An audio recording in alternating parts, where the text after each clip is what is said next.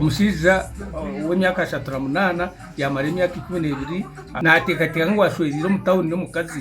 konka kunuya okurugirira omu mireebere omukazi niwe amushweriremu egyo myaka 12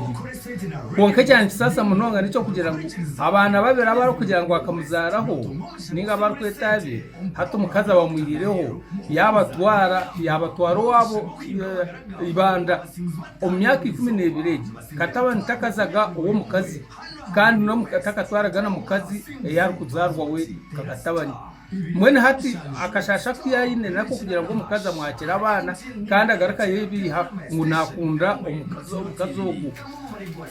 omukutondoza kwitu twashanga hatariho kintu kyona ekirikureetera katabani aine omukabona n'omukazi kandi okurigirira omuntu ebeekanisa oku yakwire eri n'omu mireebere yitu omukazi abanze kutwara abaana yabatwara owaabo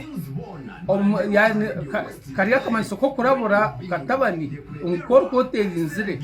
ndaniwe ninza kukubinga kurugo mu nju nikirebeka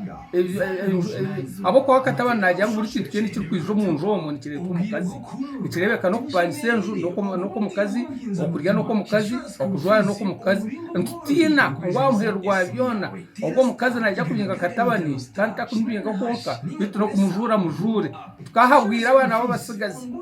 abarakunyeta ngo bimuke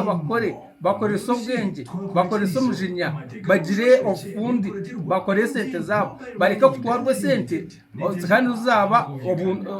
ubwenge bwabo konka esente ko abantu bazenda bazikore bareka kutekateka ngo uja kunza ngo batunga esente zabusha na munoka kuruga omba suga mamizi uko kwa kukigamba mukasto mukaza ine sente rero akawugiromo akawabirindi akawowenjaya akawowa mirundi amuhirwa byona akahendera buzuro mugasho